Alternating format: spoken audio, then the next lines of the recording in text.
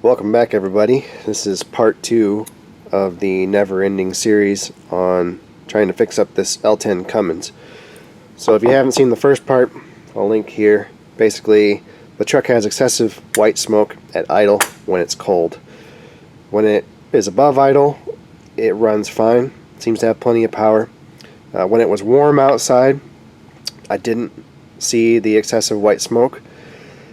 And we've tried a few things to try to fix it. I ran the overhead, set the valves and injectors, didn't make any difference. Replaced the fuel filter, didn't make any difference. We checked the STC system, pulled the valve off, tested it on the bench. We know that the STC valve is functioning correctly. We put some new O-rings in it, put it back on the truck. We got good STC pressure at the manifold, but for whatever reason, the injectors just will not advance and clear up that smoke. So, in my mind, there's only one other thing it could be, which is the injectors themselves. We know the manifold's not blocked, so that kind of narrows it down.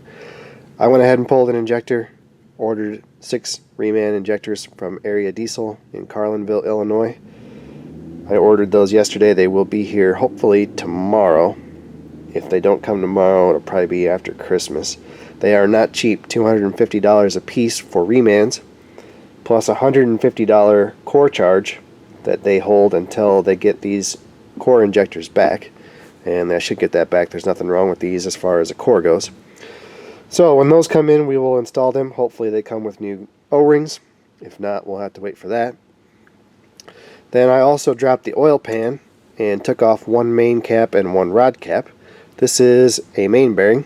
You can see that it is worn through the babbitt layer here at the bottom. So that's not good. There's a few other things we're going to do to this engine while it's kind of under the knife here.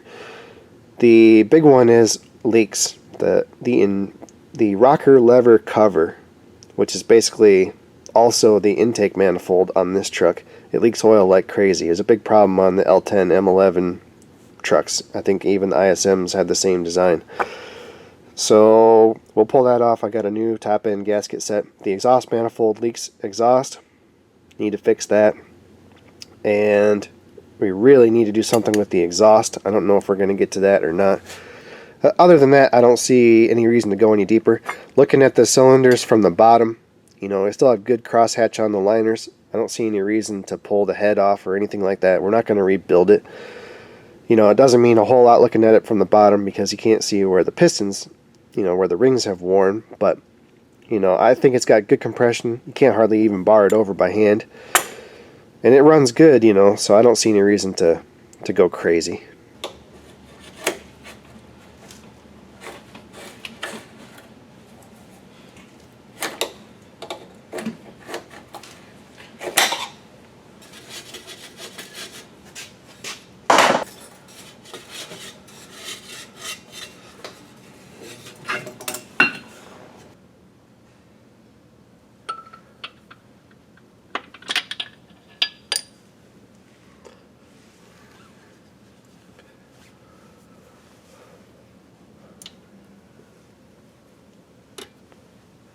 Personal preference, I guess, but I like to keep all the lifters in order. So this is what I usually do. Just get a piece of cardboard and punch some holes in it.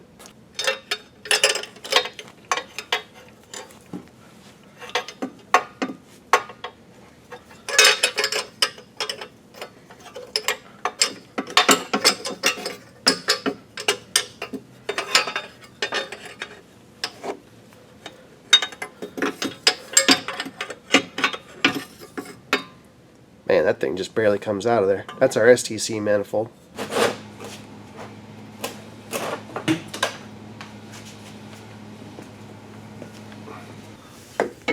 Come on.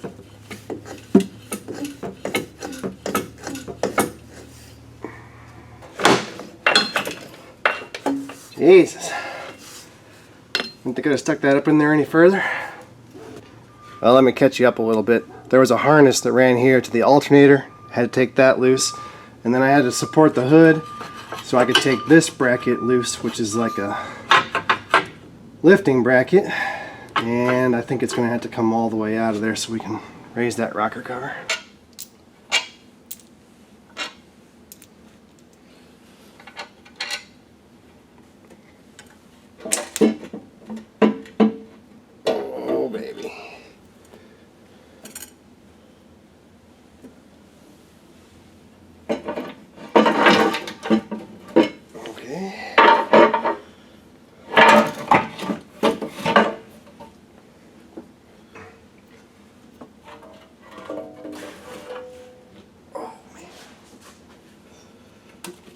Oh, okay. Well, there's the gasket. This is the metallic type gasket, so I don't think that's original, but it looks quite a bit different than the new gasket that I have. So I guess we'll see if the new one works any better. Alright, exhaust manifold next.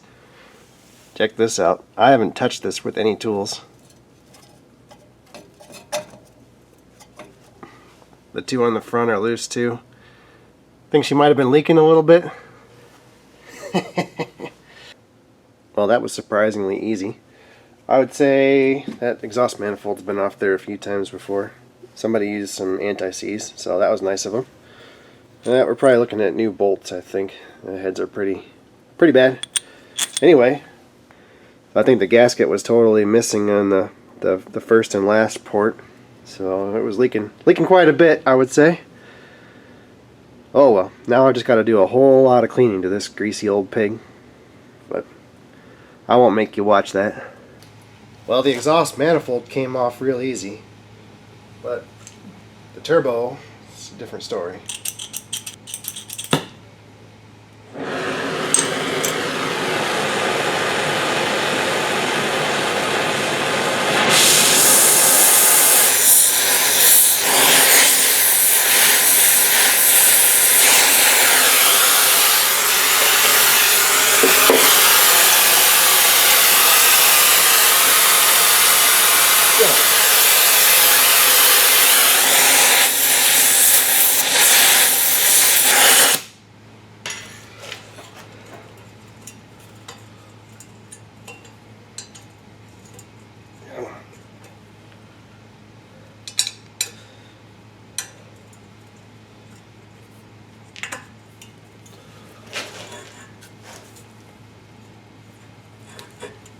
Okay.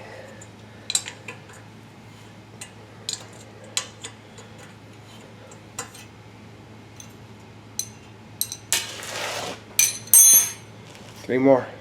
Okay, I think we're ready to go back together, or at least start going back together. So I'm going to start with the rocker lever housing, and yeah, just proceed from there. So everything on top of the head is clean and dry. You see I had some rags in the intake passages. Don't leave those in there.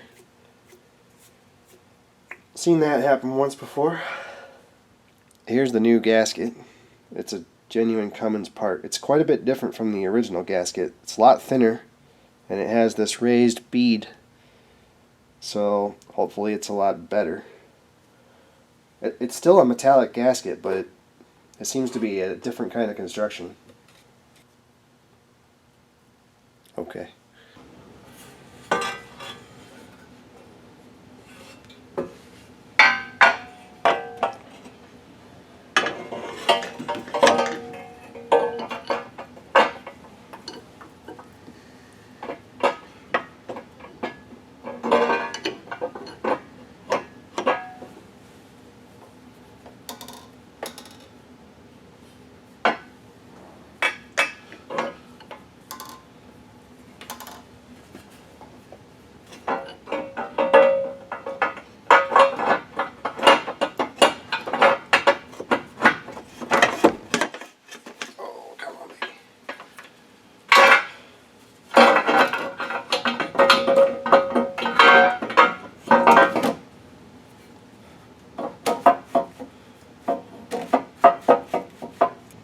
I'm going to use a little bit of blue Loctite on these bolts, and do not drop the bolts down in the cam valley.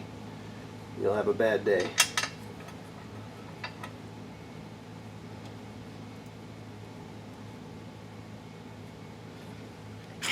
From what I was reading online, from forums and stuff, guys were saying that the rocker cover leaks are a big problem on all these engines, but I guess it's a really big problem on the ISM, which is the last generation of this engine, because they had the EGR valve, so you have a lot higher intake temperatures, and this is an aluminum housing, so you get a lot of expanding and contracting, and the bolts will loosen up. So we'll throw some Loctite on it, hope for the best.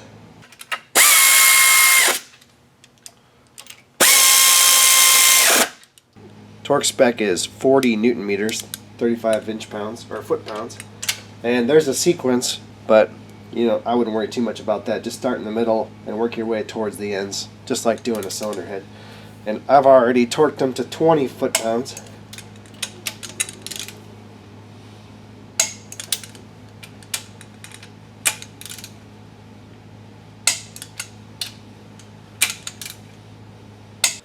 Oh baby, exhaust manifold time.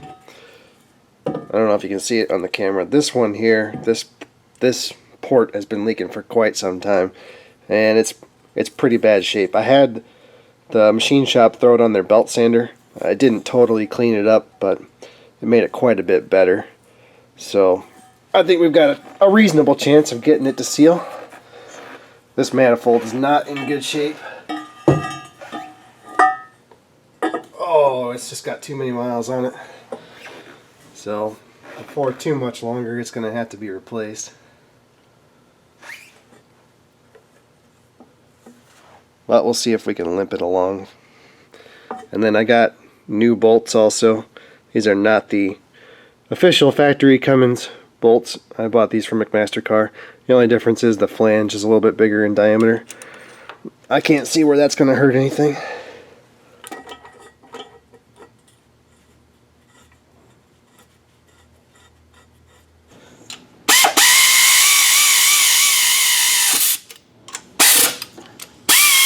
Torque spec on the exhaust manifold is the same as the rocker housing. 35 foot-pounds. Start in the middle, work your way out. And they want you to do it in 2 steps. 20 foot-pounds the first time. 35 foot-pounds the second time. Are you guys seeing the trend?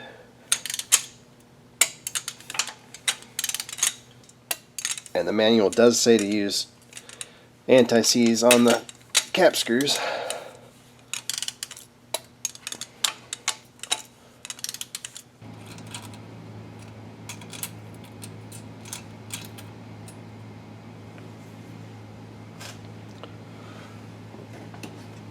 Oh, baby. Alright, turbocharger next. I wish I had taken some video of it, but I forgot about it. On this flange, right here, this is the flange where it bolts to the exhaust manifold, and really any exhaust connection. This stuff gets hot, super hot, especially on a turbocharged engine. You know, you can see exhaust temperatures 900 degrees Fahrenheit, something like that. And what happens is it gets this glazed layer on the flanges, and it looks shiny and clean, but that's not cast iron. You got to chip through that stuff and get down to the original cast iron, or it will not seal. So I actually used my needle scaler on this one to bust through that. It's almost like glass. It's like a ceramic layer that forms around these connections, and yeah, you got to chip through that. And a way to tell: put a little water on it and see if it'll flash rust. If there's no rust, it's not really cast iron, it's that glazed layer.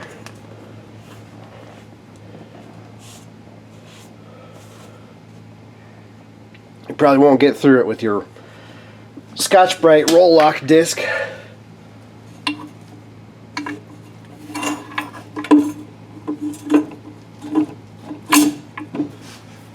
Oh man, of course.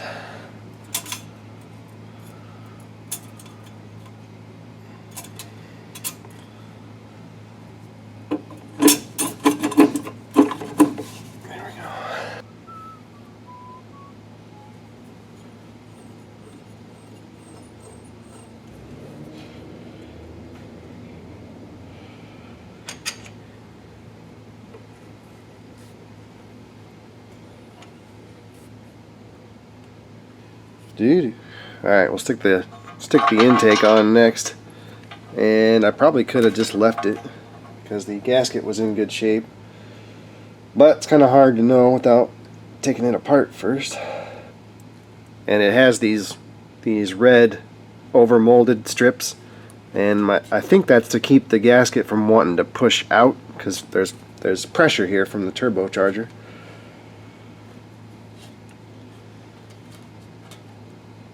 Same thing with like a gas engine, you'll see that because of the vacuum.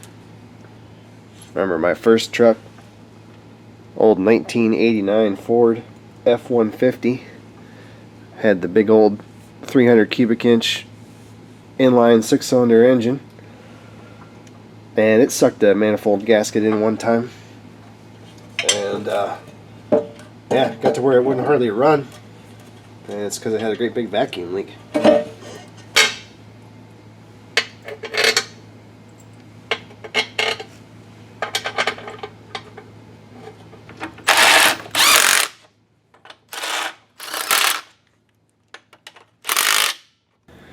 And torque these manifold bolts to, you guessed it, 35 foot-pounds. Start in the middle, work your way out. Are we seeing a trend here? I'll give you an idea of what I'm talking about. This is the flange where the exhaust bolts or attaches to the turbo. When we used to make these parts for Caterpillar, we called it a Marmon flange. I don't know if that's according to Hoyle term, but that's what they always called it, so that's what I call it. Anyway, so you see I just ran the wire brush over that, and you know, it pulls some dust off of it, and it looks like it's clean, but watch what happens when I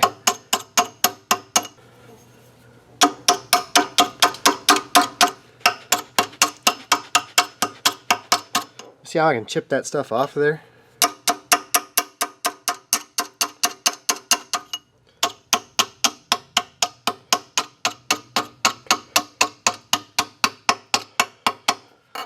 So I don't know enough about the chemistry to know what the mechanism is there, but something with the heat causes that. It's not really rust, it's almost like a glazing. Time for my favorite part. We gotta crawl underneath this greasy old bastard and put some rods and mains in it. And one thing I will suggest, doesn't matter how long you leave the thing sitting before you drop the pan, it's going to leak oil everywhere. It's just a fact of life. Do not put down oil dry. Rolling over oil dry with a creeper is not fun. Like working outside in the driveway. Oh, alright. Rods and mains. Let's get to it. Well, you might as well come along with me while I do this.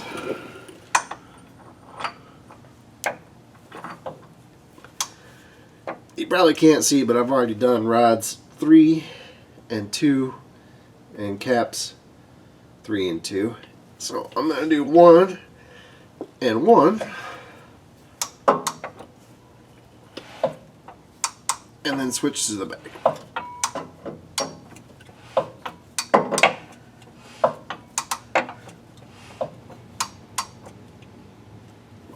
So the rod bolts are 5/8 12 point or a 16 millimeter, you know, either one. If you work on these engines a lot, you might want to consider getting some of these 12 point impact sockets. They'll last quite a bit longer than a chrome socket. For doing this kind of stuff, they don't last very long anyway. These 12 point heads seem to eat them up.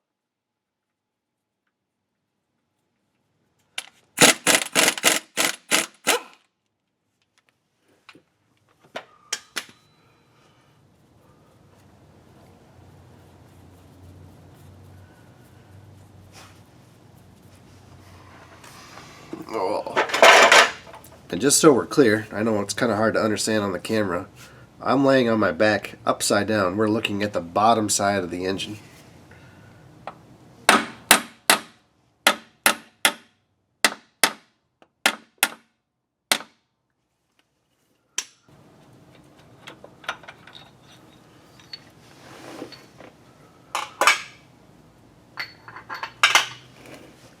Okay, so there's the rod journal right there. You can see the crankshaft looks like brand new.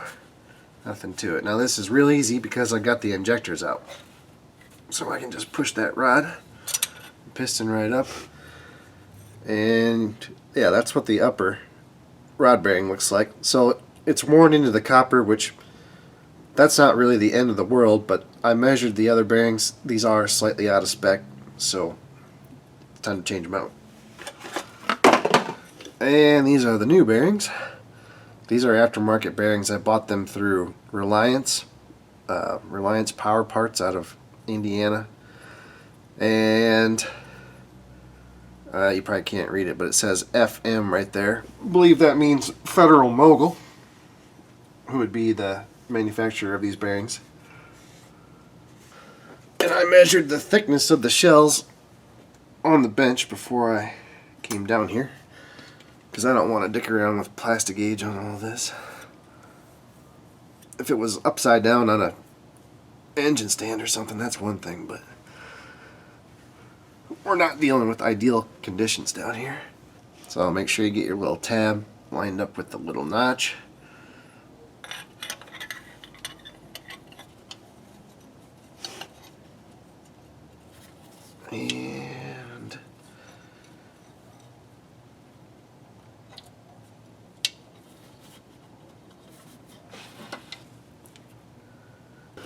And then what I usually do is just use my thumbs to manipulate this bearing shell until it's evenly protruding from either side. So it should stick past just a few thousandths. So we'll pull our bearing out of our lower cap. There's no difference between the upper and lower bearings on the rods because the rods don't have oil passages. Now the old bearings didn't have holes in them at all. These new bearings do have oil holes, which will not be used in this application, but they don't really hurt being there. Okay, here we go. Got some more of the snot on there. Okay, let's see. And don't mix up your bearing caps with your different rods. They are, honed as a set, so try to keep them as a set.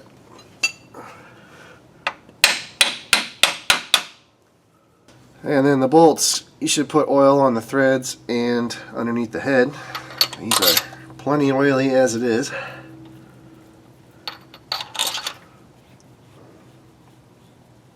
There we go. Alright, so this is how I do it. Probably going to get a lot of hate in the comments. The procedure for torquing these, you're supposed to torque them to 50, 100, and then 150 inch-pounds in 3 steps. Then back the nuts or the bolts all the way off. Not touch the cap, and then torque them 50, 100, and 155 inch-pounds or foot-pounds again. So the way I do it, I don't know if it's kosher or not. I just put my impact on the lowest setting.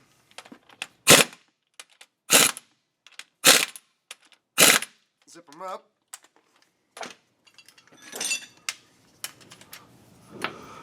And I figure that's my 50. So I set my torque wrench for 100.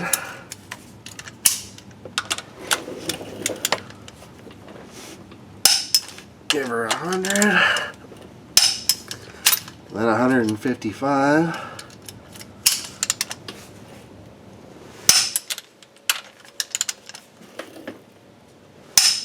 And we're done. Then I take my impact.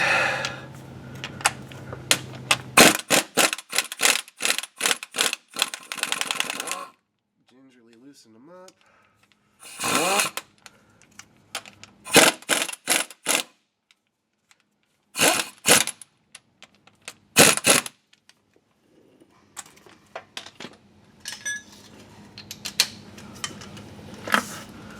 And do it again.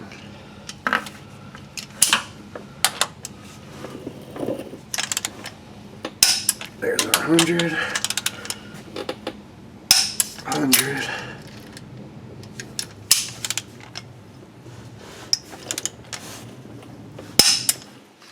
155,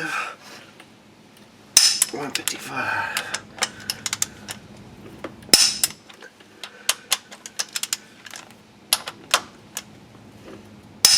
Okay. Oh man, I love these split beam style torque wrenches. They're super fast to set. Be down here all day turning a micrometer style. Oh, they got all kinds of fancy electronic ones now. Okay, so we'll mark that. That rod is done. Now we gotta do the main. And it's already loose. Because sometimes if it's hard to roll these bearings in, if you loosen the adjacent cap, it makes it a little easier. It didn't seem to matter in this case.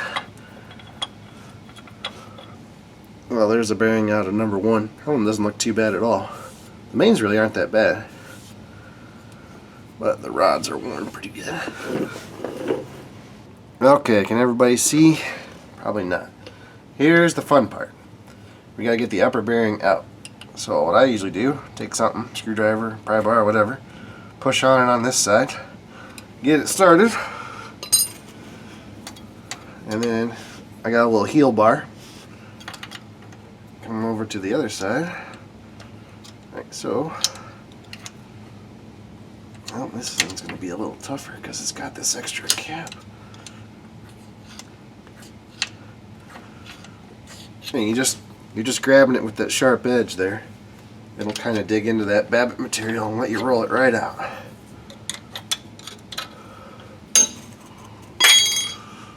Remember, we're not reusing these, so you don't have to worry too much about it. So there's the bearing. Now, if you can't get it that way, another way you can do it is put a small pin or something in this oil passage and roll the crankshaft around. But generally speaking, you can get them out without having to do that.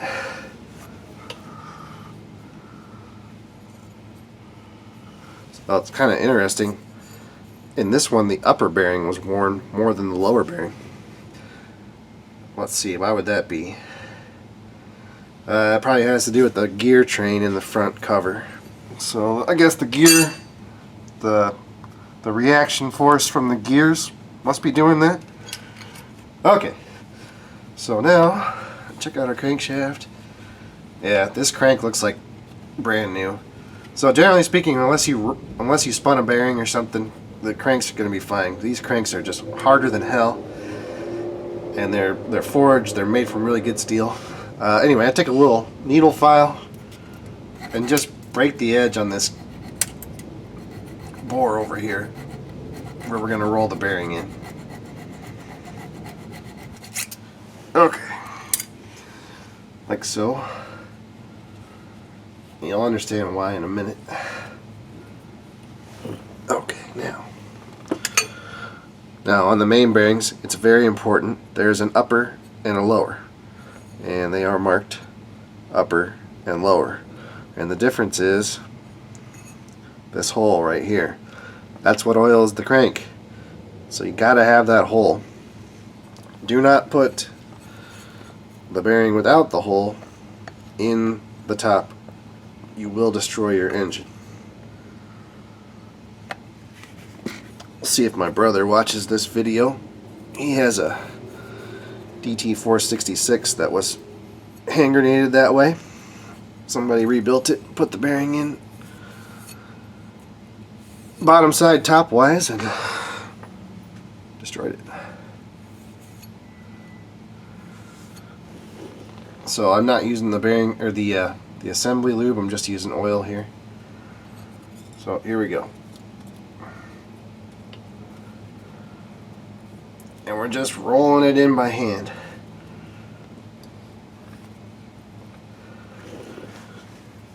Like so. And you can't see it, but over here where that sharp corner was, you want to make sure you're not rolling up a big burr of Babbitt material. If that's happening, you're doing something wrong. And I don't use the assembly lube because it just makes it so hard to slide these things. It's like snot. So I just use some oil.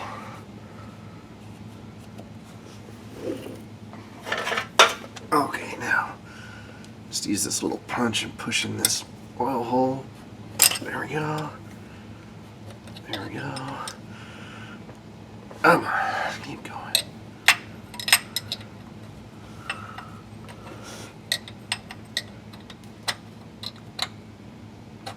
Come on.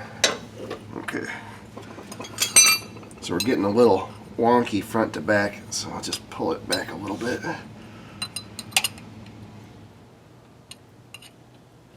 There we go.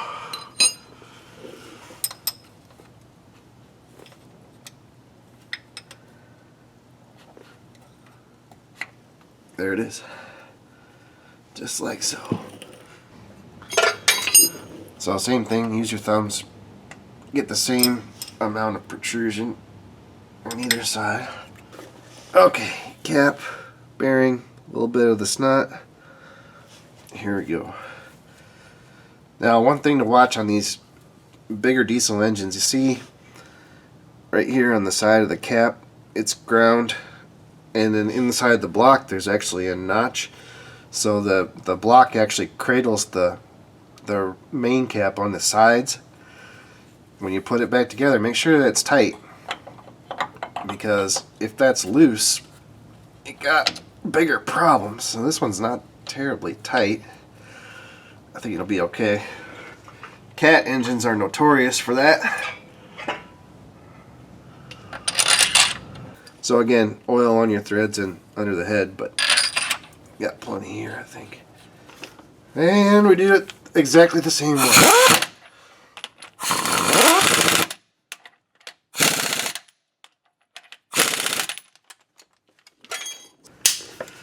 Torque spec's the same on the mains as it is on the rods. 50, 100, 155. 3 steps. Back them off, don't touch the cap. Then do it all again. That's it. 22 minutes to do one rod and one main. So you can see it. This is not a quick process. Give yourself plenty of time. And you don't want to go forcing that bearing in there. If it won't go, do something else. But that's the process. Yeah, this one ain't too bad. You know, usually there's like some kind of super low dragging fairing that you got to fight your way under, and then it'll be 105 degrees in the shop. This really isn't too bad. When will the fun ever end? I broke off one of these oil pan bolts while I was taking it apart. It's in the aluminum front cover, so this will be fun. We'll try a few old Indian tricks here to get her out, and if it won't come out, we'll just have to drill it out.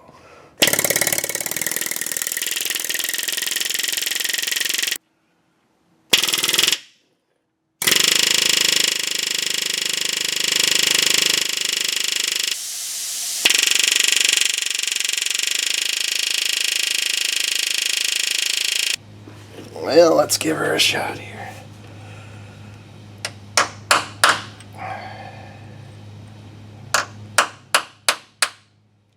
Come on, baby. She just needs to turn a little bit. Wah, wah, wah.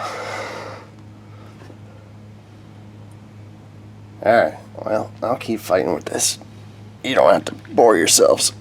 Well, you guys won't believe this, but I think it's turning. Let's hope I didn't screw up that aluminum around it too bad. Now it won't be able to thread out of there. That would suck.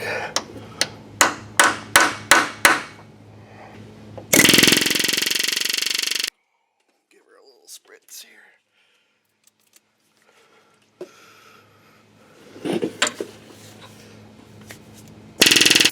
Yeah, there we go. So what I should have done, if I had my head screwed on right, I should have rattled on the head of that bolt when I was taking it apart. I don't think there was much of it left if I broke it with a 3/8 drive impact.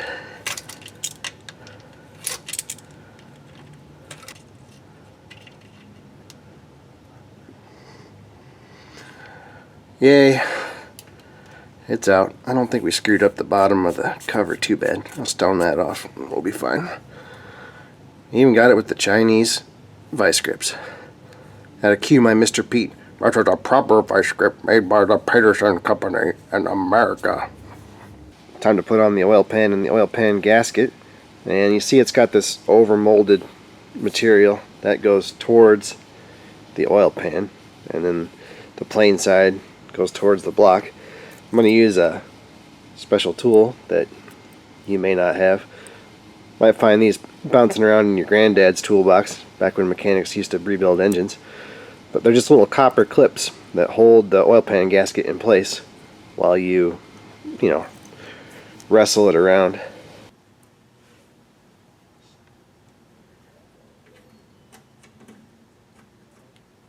Now we're ready to go back on. I'll have to look and see if anybody still makes these. I'm sure you can make them yourself, or just use a paper clip or something. You know, ain't much to it. You could use some high tack or something to hold that gasket down if you wanted to, but it kind of sucks for the next guy, who will probably be me, you know. And also, it doesn't work real well. This gasket was rolled up, and you see it still wants to curl up into a roll. The high tack will keep it from sliding around, but it's not really enough to keep it from lifting up. So the clips are kind of nice for that too. And yeah, so if you're working on a cat engine, you know, where you have those jigsaw puzzle pieces you have to put together, you pretty much have to use the high tack for that. Or if you're working on a Detroit, you know, you just slide the rubber gasket in there and away you go. Definitely is the better system in my opinion. Let me catch you guys up a little bit. We're getting very close. I got the new injectors and I have installed them already. I've also installed the push rods, and we're getting ready to set the valves. I won't go through the whole valve setting process because I've already done a video about that, so I'll link you to that here. But we kind of got to figure out where we are, because everything's backed so far off that we don't really know. We can't shake the rockers and tell which valves are closed. So remember from before, maybe, this is our procedure right here, and what we're going to do is start with the mark on the accessory drive on A, and we're going to make sure that valves on cylinder 5 are closed, and we'll set the valves on 5, injector on 3. Then we'll just go through the procedure like this. Got to bar the engine over 2 times to do that. But how do we know that the valves are closed on 5? So what we're going to do is, the accessory drive's on about mark C right now, so it's just about to come up onto A. Turns clockwise looking from the front. And we're going to watch cylinder 2. So it's a companion cylinder engine, right? So 1 and 6, 2 and 5, 3 and 4. So when cylinder number 2 goes into valve overlap, that should mean that the valves on cylinder 5 are closed. So watch what happens here. Now that the adjusters are way off, but we can still feel the cam moving the rockers. So we're coming around to A, and you see this exhaust. Oh, rocker arm is closing. Closing, closing, closing, closing, and now see, this intake rocker just started to move. That's our overlap. So when that happens, that means that cylinder number 5 should be closed. So we know we're in the right spot. I'm going to back up a little bit and go back to A, and we'll get started. I did not film installing the injectors, mostly because faithful viewers of the channel will know I have somewhat of a tendency towards dropping things, and you do not want to drop an injector. They're kind of like cats, but instead of landing on their feet, they always land on the nozzle. Okay, overhead adjustment is done. And a few words of caution. I did inspect the camshaft before I put all this stuff back together. It's kind of hard to see, but it's close to the top of the block, so you get a little mirror or whatever, you can see it down inside there. All the lobes look fine. Some guys, when they run the overhead, they like to flip-flop these crossheads, or the bridges that go between the valves. I don't know if that's a good idea, personally. I like to put things back just like they were, even though, you know, the wear pattern is just going to get worse. It doesn't seem like a good idea to me to be flopping them around. And especially if you have the style that have the adjusting screw, it's a pain in the butt to set those. So yeah, I just put everything back exactly where it was. Push rods in the same location, bridges in the same location. Anyway, do whatever you want. Alright, here we go. What could possibly go wrong, right?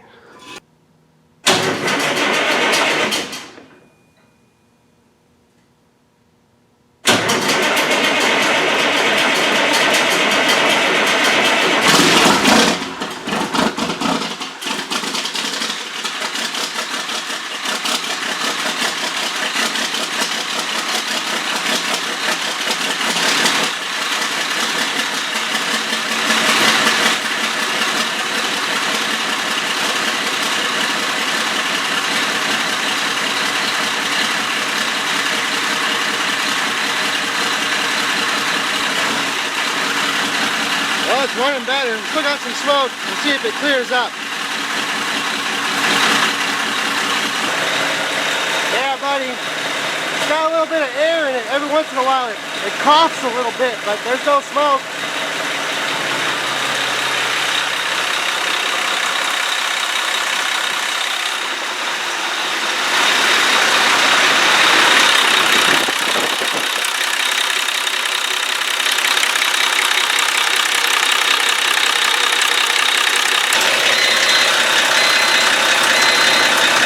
I'm running like 70 pounds of oil pressure. That's way better than I had before.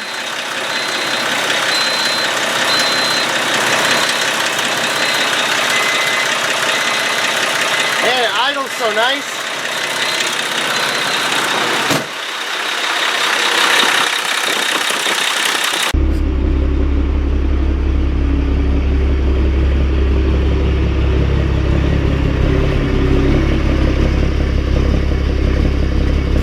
Here we go.